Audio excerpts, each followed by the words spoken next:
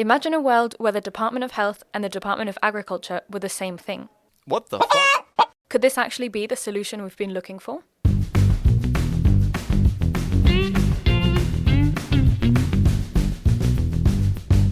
Hello everyone and welcome back to a new fresh episode of What the Field. Our guest today is Joseph Gridley from the Soil Association Exch. Joseph, thank you so much for joining us today. We're really excited about our chat. Pleasure to be here. Really nice to be here with you both.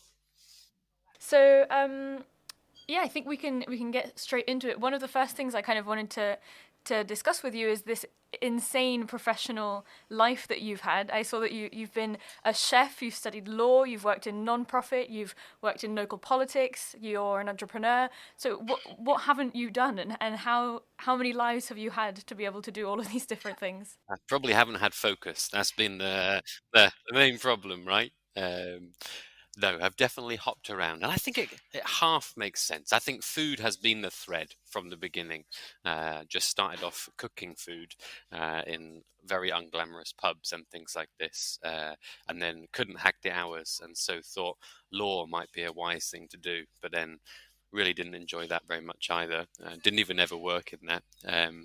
And then the social impact bit came and did a lot with kind of young people and really enjoyed that kind of education programs. But I think there was always this voice in my ear that like food, everyone's doing it 3 times a day. What a wonderful thing. Yet somehow we've managed to make a food system that's terrible for the planet, terrible for people's health. So what's gone wrong? And that's been, I guess, the last 8 years, all in that kind of area. It's a big question for a lifetime of work, I'm sure. Cool. And so, what are you working on right now then in this food space? Still motivated by food, but you're on a different side now, right? You're more on the farming and growing side. Exactly. Yeah. So about three years ago, I had an amazing opportunity from the Soil Association, which was to kind of build a new business for them, and at the time, in Spain and in the UK and everywhere, there were these kind of big problems that were hitting farmers. There was incredibly difficult to make money. Input prices were through the roof, supermarkets weren't paying any better, and subsidies were all changing. And so kind of farming was just impossible to make money from for most people. And then on the other side, all these big companies, the supermarkets and the processors, making these massive bets on kind of, we'll have a net zero supply chain or regenerative supply chain. And they had no idea. They didn't even have relationships with the farmers most of the time. And so they were making these big, bold claims and had no way to really verify those. And so, joined to build this business to try and tackle both of those problems. Could you help make farming more profitable for farmers through giving them a route to sustainability? So sustainable and profitable farming being one and the same thing. And could you, at the same time, get the data to the kind of companies further up the supply chain so that they could make really credible claims about the kind of environmental sustainability of the products that they were buying? And Joe, in this line of I think you have it in your website, something like sustainable farming is profitable farming, and you were saying now there's the same thing. How does the mentality of farmers need to change in order to achieve this? Because it seems that we are focused only on all production and high yields, no matter the cost that we have to get there, and then sustainable farming, but not sustainable economically, right? So how do the farmers need to change mentality, and maybe the whole society overall? Yeah. So with the farmers we work with, I think first of all it's probably different for everybody, right? Everyone's got a slightly different route to profitability, and I'm sure it's the same for you guys. We try and do so much with technology, but in fact, personal relationships are often what drives a lot of this change. But that said, the kind of trends that we see is, one, it's about moving away from looking at the kind of the bottom line as opposed to the top line. So it doesn't matter how much you produce per se, if you're losing money on producing all of that food. So how do you kind of make sure you've got a good profit margin on the things you do? And to do that, you need to basically get nature working as hard as possible for you so that you don't need to put in artificial inputs and things like this. So integrated pest management, using natural forms of nitrogen and phosphate and things like this. That's one side.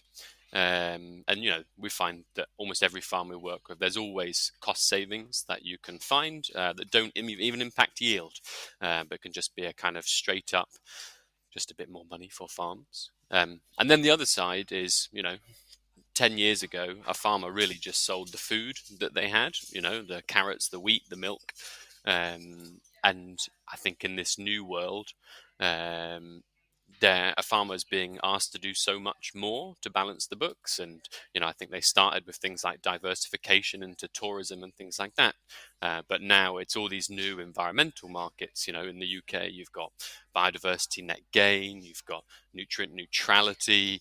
There's this whole world of carbon credits, which, I don't know if they're fully there yet for soil, but on vegetation, there's definitely money to be made. And so a farmer's kind of, grown the shop of things, if you like, that they're selling from just produce to so much more. But if you can tap into that, there's lots of, I guess, upside for a farmer too. And the combination of those, save money on your inputs and get some of these new income streams, we find can help make farmers more profitable. So just because obviously we're familiar with the Soil Association Exchange and kind of that type of work, but for our listeners who are maybe just a little bit less familiar, how does it actually work? Is it a tool? Is it a service? Is it in person?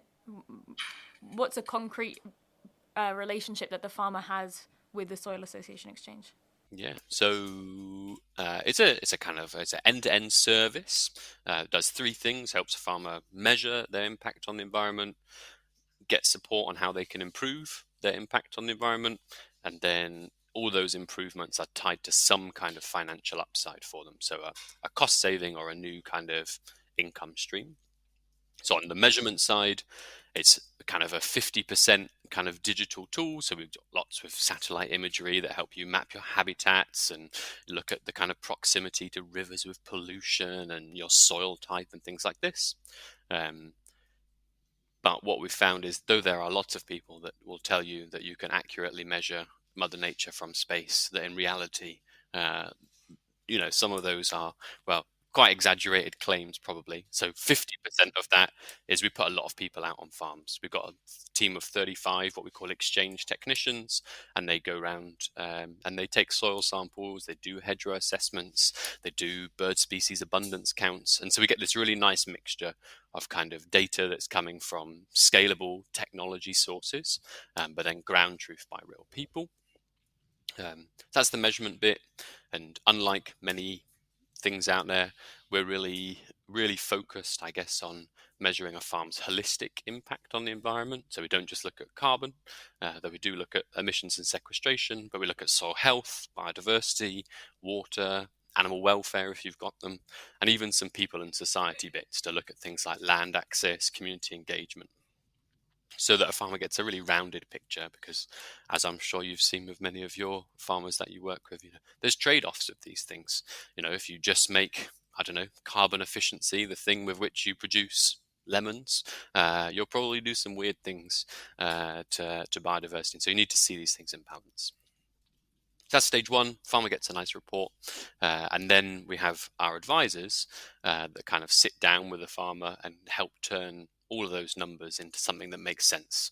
Because we find, you can make these beautiful long reports, and then a farmer kind of goes, well, so what? What does this mean? And so turning that into kind of actionable insights that feel sensible for that individual farm and that farmer's, I guess, where they are in their journey as well. We help them make that plan and then help them get paid off the back of it, basically. And Joe, it's 50-50 to you on where you get the data and how the platform works, and then you have the in-person side.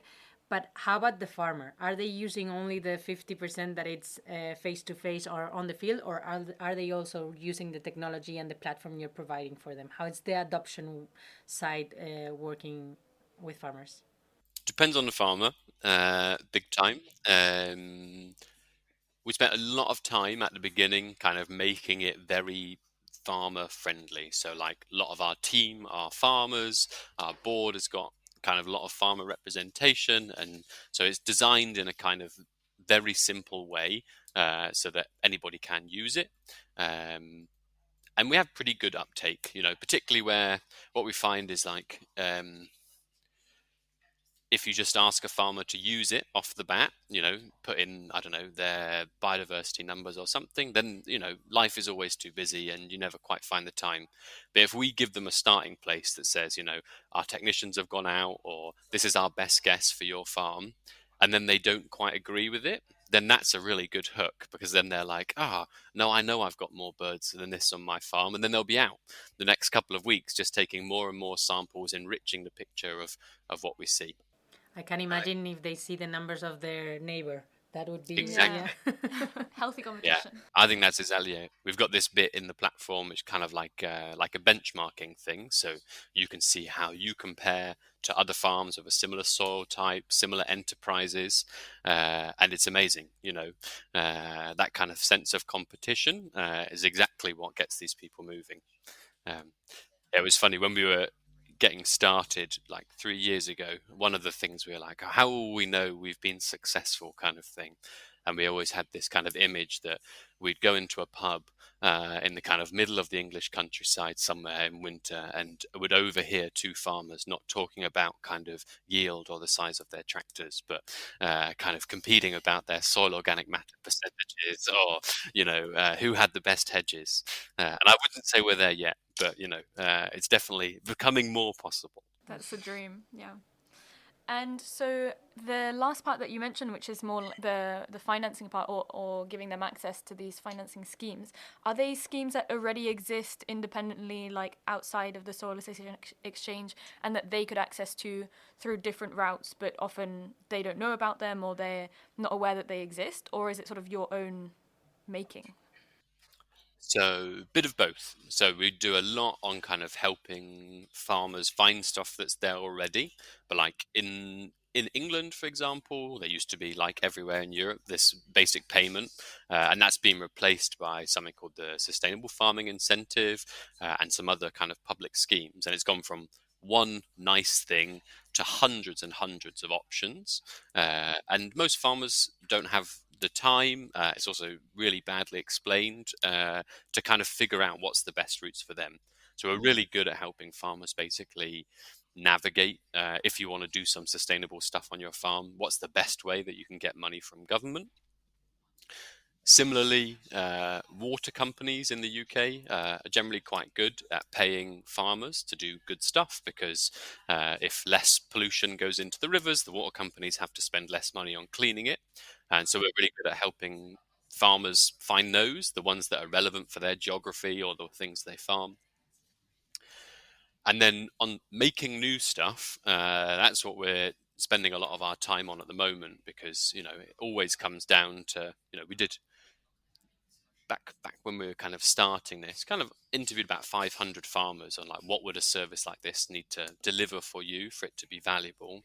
And what they kind of said was, well, none of them had any kind of qualms that like this was incredibly important, and that tackling climate change was the most important thing, but it had to pay, and it had to pay more than the status quo, because that wasn't enough. And so we're putting a lot of our effort there.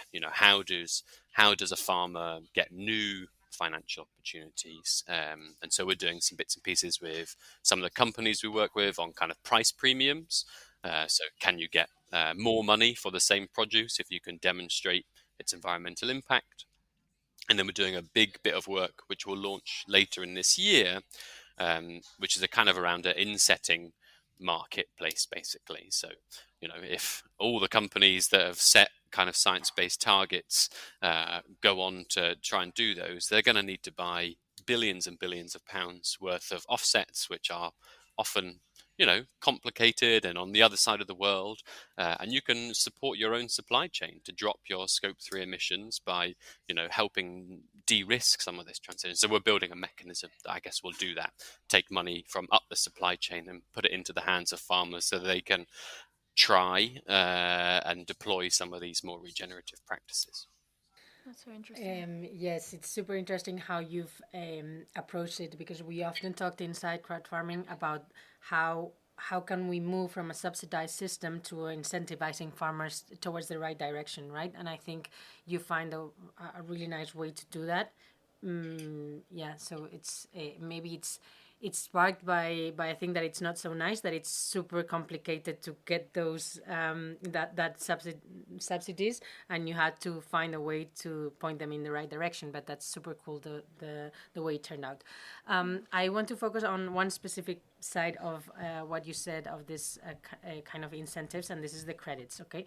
Because we've heard, for example, from our farmers when we discuss carbon credits, that they are like the incentive is for the size of farmers that we work with, many times is not as significant, and they are worried, like, I'm trying to move in the right directions and do things well, and who is going to get these credits? Because is it going to be gotten by someone who's doing kind of to the bad guys? So what's your take on this? How can we do it so that farmers do move in the right directions, and this is an incentive for them to go that way, and in that way maybe that amount of money is not that much, but well, it helps. And in the other side, that these credits actually go to the right place, and efforts to reduce come first than this kind of than just buying credits. Yeah.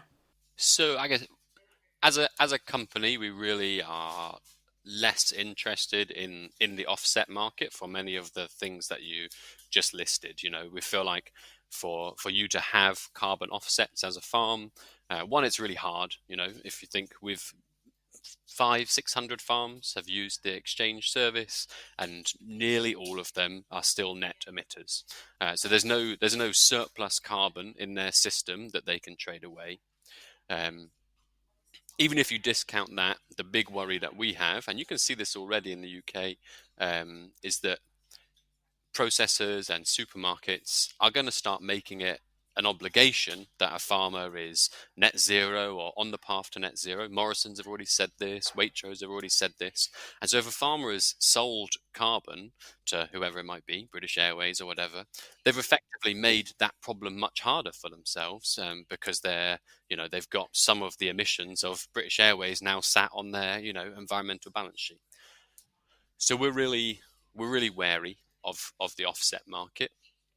I think what you said around kind of the incentivized piece, that's where this kind of whole insetting thing can sit really well, because what you're effectively saying is, a farmer, they completely own the environmental good that they're doing. If they are able to reduce their fuel emissions, their fertilizer emissions, if they can do all of those things, then that farm just means it's a lower carbon farm, and they should be able to get a premium for that. And I think consumers are increasingly willing to pay for a lower carbon milk, or a kind of more regenerative whatever vegetable box and things like this. And I think that kind of stuff is coming, but it makes more sense that those are almost stitched into the produce for me, as opposed to this kind of complicated fungible credit that moves around the world, that kind of, I don't know, like you say, feels like it's kind of open to abuse, and ultimately doesn't kind of create the change that we want to see. Yeah.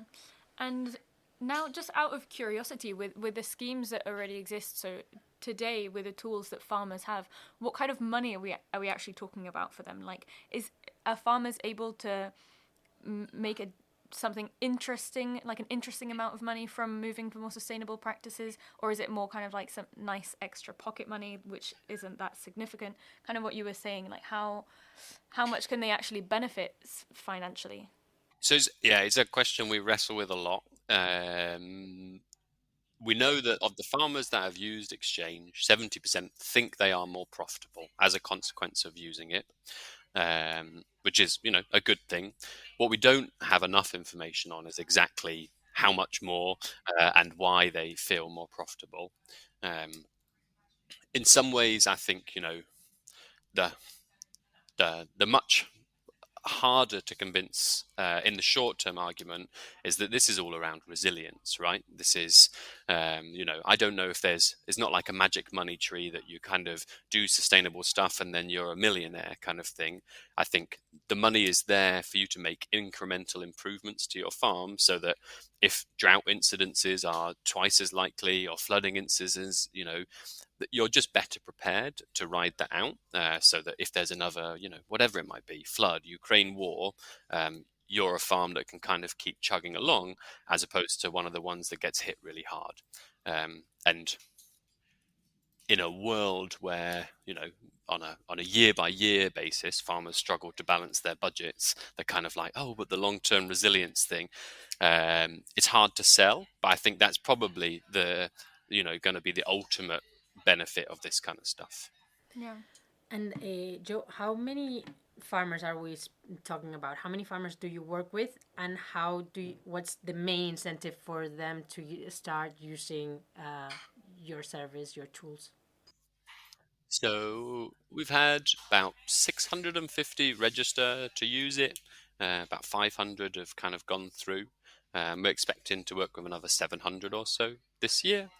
So we're growing steadily. And all of the farms that we work with, 98%, they come through a supply chain, basically. So a company like, we work with Marks and Spencer's or Arla. We do a lot with Lloyds Bank in the UK. And those companies have an interest in, I guess, the resilience of the supply chains and also the environmental reporting of the farms that they work with. And so they get the service for free, the farmer, because it's kind of paid for, I guess. And the quid pro quo is that the farmer, I guess, they get the advice and the financial incentives in return for sharing their sustainability data for 12 months. So that's the way we kind of do it. So farmer owns their data, they can choose who to share it with. But if they get the kind of all of the advice to make this farm plan and things like that, and then they share it with the supply chain person who paid it. And is this only in the UK then? So this is like 700 more farmers all based in the UK, right? Exactly, yeah. At the moment, we're just in the UK. Kind of wanted to test it, get it working there before, global domination. Which is inevitable and imminent, I'm sure. Right. Great. But yeah, so actually in terms of scalability and growth, I guess, for these kind of projects, farming is such a context-specific field, no pun intended. And so would that work in, I don't know, like Spain, for example? Obviously, water is so much more, or lack of water is so much more present, and the context is so different. Is it something that you can scale to, I mean, I say Europe, but also global domination? Would that be possible? I think parts of it are scalable, right? So one of the things we're, I guess, most proud of as a company is what we call our kind of measurement protocol document. And this is a kind of, big team of scientists for a very long time with a group of farmers kind of mulled over how do you measure a farm's impact on the environment in a kind of replicable way. And that methodology underpins everything that we do, and that is usable anywhere, right? You could use the same methodologies to do kind of I don't know, nitrogen balance assessments in Spain as you could in the UK. And that methodology document, we're a social enterprise, and so it's out there in the public domain. Anyone can use it anyway. Same with the technology. So a lot of what makes the technology really useful for a farmer is all the underlying data sets, right? So in the UK, we've got DEFRA, our Department for, Farming and Rural Affairs. They've got loads of great data, so we know straight away what good looks like, what bad looks like, and things like that. And so there'd be a bit of work to kind of find alternatives in a country like Spain. But the nice thing about the EU is most of those exist. So it's just about plugging them in. So that stuff's all scalable and nice. The bit that actually, drives change is the relationships, right? It's a farmer seeing someone do a bird species abundance count on their farm and then thinking, God, I want to do this. Or it's someone sitting down with them and having a cup of tea and, finally helping them understand how, green cover on their fields is the thing that leads to soil organic matter building up over years. And I think that's got to be a local partner. You need someone who knows the context, who knows the language, who's probably got some scars from farming in that area themselves, because, farmers want to learn from people that have, lived it and kind of come out the other side. And some guy turning up from the UK is probably not going to be the best one for that. So And moving on to more kind of the regenerative agriculture discussion. I'm sure we have our take on this, but I want to hear yours. What's the importance of data in all of this regenerative movement that we're seeing across the world? I was going to say Europe, but yeah, across the world. So I guess we take an approach to regenerative agriculture, which is kind of is based off the Soil Association. So the Soil Association is the kind of group, and we are one of the companies in there. The Soil Association itself been around since 1946, so a really long time, and probably best known for writing the first set of organic standards in the world. And so it kind of said what you could do and couldn't do to be classed as organic. And we learned a huge amount through doing that. And we learned that, if you make a kind of a binary club that you're in and out of, in some ways it's really good. It can build trust. And, organic is a really great trusted brand for sustainable farming. But it also creates a club that you're kind of in and out of, right? And if you look in the UK, it's only about 2% of farmers, after 60 years that are organic, and 98% that's not. So something's not worked with it. And so when this new kind of regenerative stuff came around, lots of people got in touch with the Soil Association and said, oh, do you want to certify what regenerative agriculture means? What practices can you do and not do? And what we said was, no, it's a terrible idea because regenerative agriculture, by its very nature, has to be something that kind of lives and breathes and evolves. And what practices are good on one farm is not good on another farm. And the way then I guess the place we got to was to say, if true regeneration is about looking at the kind of environmental outcomes that a farm is delivering and seeing those improve over time. I guess that's the data question for me, Chris. It's kind of, you can only demonstrate that you are a regenerative farmer if you are looking at a whole suite of markers that demonstrate regeneration, from soil health to biodiversity, and you track them over time and see them improve.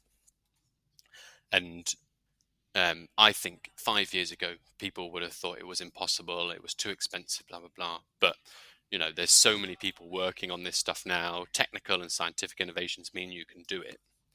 And it's really nice because it's being matched as well by a shift in the language that corporates are using, right? So, 5 years ago, a farmer could have, a company, a Tesco, whatever, would have demonstrated their commitment to sustainability by having something like leaf mark or organic or things like this. But now at the boardroom, people are saying, well, show me your Task Force for Nature related financial disclosures. And all of the information that sits in that is environmental outcomes data. You need to know how much emissions, how much, runoff nitrogen do you have. And so it pushes this conversation further, saying, it's not about what you do or don't do. Farmer's the best person to choose what practices they do on their farm if they've got the environmental data to know that, there are consequences for particular things. I'm glad we didn't share our point of view first, because I think we're super aligned, and it was very nice to hear it from another mouth. So yeah, super, super aligned. And I think on that part that you were saying, because 5 years ago, data was super expensive. What's the right balance between having like data that you're super sure of, that it's super specific, that it's you go to the fields, you get the samples, and being scalable, right? And I think we're all trying to manage this balance, or how can we scale it? Not only because it's expensive, but because you need the people to go to the field, to take the samples, to do it in the right way. The more people you involved, the less comparable the results can be. You need the labs to analyze all of this. And I know there's a lot of preferences in the good labs and the bad labs and everything. And then you want to have it for your whole supply chain. And more people are doing claims on regenerative agriculture. So I guess more and more people are going to need these outcomes. How do you manage this balance at the Soil Association? So in that measurement protocol document that I was saying about, when we were like, oh, how do we do this? Like, how do we, and if you ask if you ask 100 scientists, you'll find 1,000 different ways to do it. And so we had these kind of tests that we always said, like for a metric to be included in that document, had to do a few things. One, either had to get a farmer paid. So if they collected this piece of information, would they get some new money? The second thing was their supply chain asking for it? So is this something that they need to have just to function? And the third one is the cost of collecting this data commensurate with the value that it gives back to the farmer? And it's amazing to me how many companies there are out there that are charging phenomenal amounts of money for the most accurate soil carbon testing or the most, brilliant biodiversity thing. It costs of 10, 20, 30,000 euros, and a farmer will never see a penny of that value in return because, the company's only making £20,000 a year as a farmer anyway. And so I think the most important thing is kind of making sure that it's scientifically robust. So following established protocols and taking ground truth data where it's necessary, but doing it in a way that kind of almost is enough to give a farmer a sense of the kinds of things they need to do on their farm. And so it's not about the kind of, is it 1 or 2% this way or that way? It's like, oh, wait, no, you feed your dairy cattle on 70% imported, soy from Brazil. You can have the biggest impact on your environment by working on that bit as opposed to, this. And I think there's a kind of sense often. There are some farmers that are real leading edge and they are tweaking these tiny percentages. But most of the farmers we work with, there's big shifts, big areas that they can work on first. And if they spent all of that money, they'd have a huge detailed report, which I don't think would give them value in the short term. So it's either useful for the farmer and points them in the right direction in big actions they can make, or it's going to give them money, right? Yeah, exactly. So we do a lot, say, on soil health. One, because we think it underpins all good farming and things like that. But in the UK, if you do the soil health tests that we do, you can get paid £5.80 per hectare from the government. And so it's a kind of instant cash return. And it's that kind of balance, where we go deeper, what's the value for the farmer?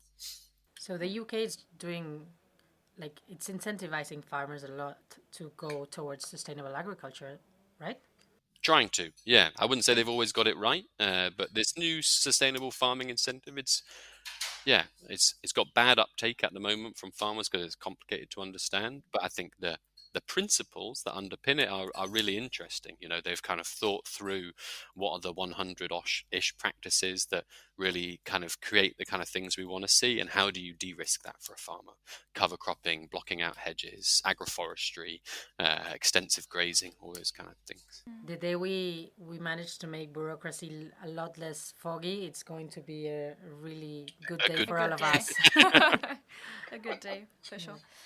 And I was thinking as well, I don't know what type of, the size of the farms that you guys are working with, but it feels like for so many years we've been telling farms, you need to produce more, you need to get bigger, you need to be more, produce more basically. And so that's kind of what they've done. And now in this regenerative movement, we're going back to small is important. We need to, really help out small farms and make sure that they're also surviving in this industry.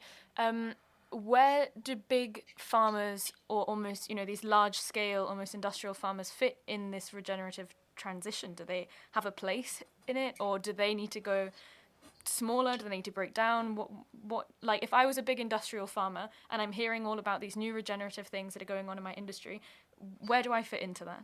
I mean, I personally think there's room for everybody in it, and I think that's the nice thing about not defining it too aggressively as well, is that someone can just do a few little bits, or they can transform their whole farm, and I think everyone's somewhere on that kind of curve, and some people are doing everything. I think we actually work with a lot of big farms. So average farm size in England, UK is about 86 hectares, something like this. And ours is much, I don't know, more like 250, 300.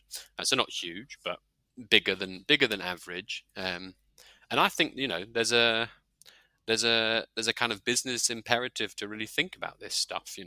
Bigger farms mean more machinery, more inputs, and so if you can get nature working harder for you on a bigger landscape, then you can really reap the benefits. And I think you see that there are loads of companies in the UK. I don't know, someone like Dyson Farming, for example, that are quite, and in, they're big commercial farming enterprise, but do huge amounts on sustainability because they know that, everything that they can get the sun doing for them, that they can get bees doing for them, that they can get repairing corridors doing for them is things that they're not having to pay for. And I think that's the way to think about this, that you've kind of, there's a nice term that I like. It's called the kind of maximum sustainable output of your farm, and any parcel of land will be gifted by Mother Nature a series of kind of environmental stuff for free that helps them produce the food that they want to produce. And your job as a farmer is to figure out, well, what's the maximum that I can get from Mother Nature without breaking her or damaging her, before I need to start thinking about paying for some of the additions that make this go faster or whatever. Yeah. I love that change. Like from you normally think like you either use agrochemicals, big machinery, or you need a lot of people to work in your farm. But I love the idea of having also the bees, the sun, and all of that parts working for you on the regenerative side. Yeah. Yeah. And now that you mentioned bees, it also kind of reminds me of these other new tools in technology and farming and stuff like, artificial bees for pollination or robots to pick the fruit or stuff like that. Obviously, that's also, I guess, innovation and technological advancement, but it feels like it doesn't really fit into the same category as other technological advancements like data measurement or these apps and stuff. How do you see that sort of separation? Are there two categories in technological advancement in farming? I'm sure there probably are. I guess you could put them into categories. I think it feels to me like some of them are, like these artificial bees. This, I find this terrifying. It's kind of like it's like acceptance that kind of is too late, and that I can see the title of the movie, of the horror movie Yeah. from that. Yeah. yeah, someone hacks the bees, and then they're just coming around killing everybody. Yeah, I think there's a real space for, I for the longest time, all investment in the kind of agriculture space has gone into how do we make fertilizers more effective, how do we make pesticides better, and blah blah blah. That's where all the money's been, and there's been very little on all the kind of agroecological stuff that sits around the sides, because it's not seen as innovative, because it doesn't come in a bottle or it doesn't have a robotic arm. And I actually think we've got a program called Innovative Farmers that's done hundreds of field trials that just try, if farmers say I have a problem, how do I get rid of black grass, or how do I not use fungicide on my, I don't know, mushrooms or something like this. And then farmers, they create a kind of research trial with a university, and over a period of years they try something, a new approach to kind of fixing that problem that is genuinely innovative, and it makes regenerative farming more possible in the long run, because you see how much it costs, what's its efficacy, and things like this. I think that's an area that's been really neglected for a kind of a long time, like farmer-led research on practice innovation. Yeah. Yeah, I guess, sorry, really quickly, I guess it kind of depends on what your definition of innovation is as well, because a few weeks ago we interviewed a farmer in Portugal, Sergio Nicolau, and he was saying that, he had a mosquito problem on one of his fields, or was it mosquitoes or an insect problem? Yeah. And he realized that they couldn't digest protein molecules, so he made a shift there. Anyways, it was like something that actually didn't include anything technological, at all. And yet it was such an innovative idea that worked so well. So sometimes it's also just about knowing what to work with, I guess. And I think when you were speaking about the part on putting all of the money in one type of innovations and maybe it's somewhere else, when I see the presentations of regenerative agriculture of these big agrochemical companies, they are like, we have this process to measure the soil and then tell you which input you need, and I'm like, just rent me that service to do soil sampling and I'll pay you for that. But just why don't you kind of shift the focus from doing all this testing to provide me with an input, and the sampling is kind of free, if we could say it's free. Instead, just rent this service that we are all looking for, right? Yeah. There's unlike say somewhere like France where it's legally mandated that the people that give agricultural advice cannot be tied to the kind of agricultural inputs company. In the UK it's the complete opposite, and so you have this really perverse thing where we've got a service, say, that we sell, and then you can get some of the same tests for free, but the report that you get out of the back tells you magically that you need to put some more of the stuff that they sell on you, and it's frustrating. It will be so hard to break the cycle whilst that's the case. And of course, from the farmer side, they're used to getting free advice. It's supposed to be free, again, with a recommendation that only points towards one direction. But it's very difficult to get this change in mentality of free advice does not exist. It's like when they call you to sell you a service from your phone company and they tell you it's going to be cheaper. It's never going to be cheaper. I learned that the hard way. Yeah, that's true. I think, we had also this last question about Riverford as well. I don't know if you want to... I think for us, Riverford is good friends of crowd farming. They have been here in the Guy has been here in the podcast too. Nice. And I think you kind of explained how you're working with different companies, but I think just finishing on a note on how you're working with Riverford, that it's a good friend of ours. It's nice. Yeah. So we've been working with them for 2 years now, and obviously they're the biggest organic veg box in the UK, and what I think was really impressive with them was organics already the highest standard of kind of sustainable farming that's got a legal stamp and things like that, but their team were like, but there's still a spectrum, right? You can have really brilliant leading edge organic farmers and you can have those that are just about getting by, and so they were already in the club, but they wanted to do more, right? exactly that. And they didn't have a toolkit, I guess, through which they could see, or how do they collectively raise the ambition of all the people that that supply them. And so we've gone about and we've baselined all of their supply chain now. So we've seen the kind of the carbon and the biodiversity impacts and help them all make these kind of action plans. And then what's really nice now is that the Riverford team can then see the kind of collective impact about which bits are working well or not well. We need to have more trees in our supply chain in the UK if we want to get closer to net zero. And then Riverford can make a decision to, I don't know, subsidize agroforestry projects or things like this. And I think that's such a powerful way to work this. They're already paying a premium over the supermarkets just for the produce, but doing this collaboratively to kind of say, this is the most or one of the most existential threats that you face as a farmer. So we'll help you understand how you're doing, and then we'll work with you to kind of improve and maybe share some of the cost with you and all that kind of stuff.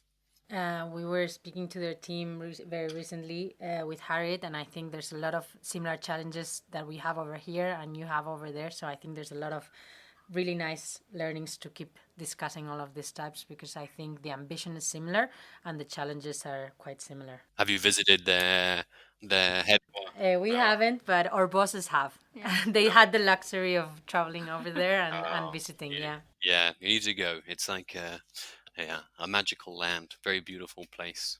And you're from around there, right? Or no, I studied in Exeter, which is in vaguely the similar area.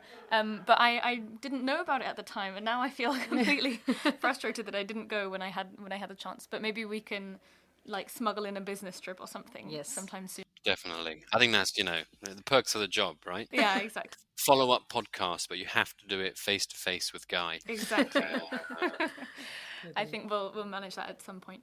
But yeah, we usually like to finish off the podcast with two sort of more lighthearted questions, just to kind of get a different perspective of you as well. The first one is sort of, what book or podcast or movie or anything have you seen lately that you might be able to recommend to us and to our listeners that you think is just a must-read or a must-see? It can be professional or personal. It could be something completely random. We've had somebody say Lord of the Rings, and we've had somebody say... Or reports. Yeah, exactly. White papers. So, full confession, as a new father, there is not a huge amount of time for reading at the moment. But the last book I read was called Wild Places by Robert Macfarlane. And I just found it brilliant. It's about, for those of your listeners that don't know what it is a kind of... Robert Macfarlane is a guy that kind of loves wild landscapes and nature, and it's a book about finding these kind of wild places in the UK and depicting them with his words in a very beautiful way. And I think it's an amazing reminder about like what's at stake if we don't do this work well. These places that fill us up and make us feel brilliant and, part of, tiny cog in something much bigger, that we'll lose them if we don't crack this. And so, I don't know, I found it, inspiring to read. Yeah, that's a great recommendation. My brother actually also recommended it to me, so I'll add that to my... There you go, great minds. Exactly. Great. And the other one is also in honor of the name of our podcast, which is What the Field. So what is something that has made you think, what the fuck is going on ever since you've started working kind of in this space? It's not an easy question.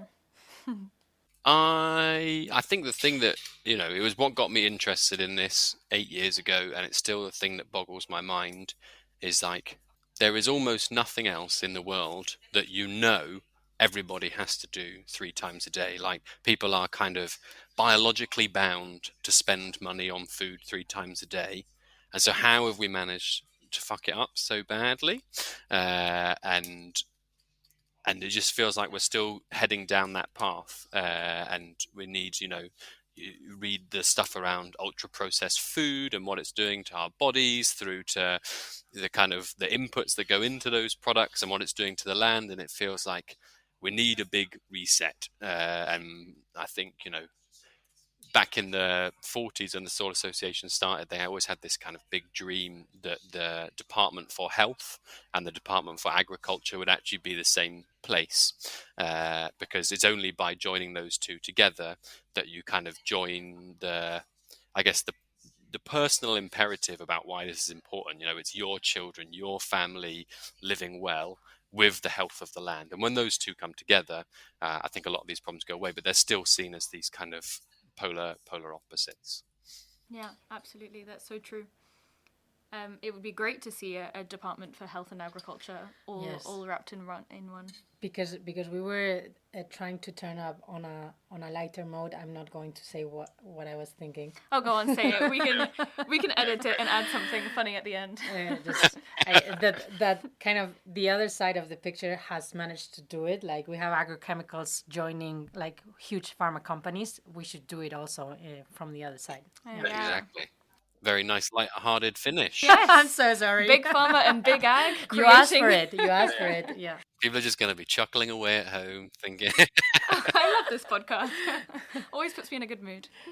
Anyways, well, I think that's a wrap. It's been so nice to chat with you and to learn all about your project and everything. It's so cool, and for us especially, we work with farmers, and it's always great to see that they will gradually be having more access to these interesting tools and services. So great work, and thanks again for joining us. Absolute pleasure. Really nice to be here.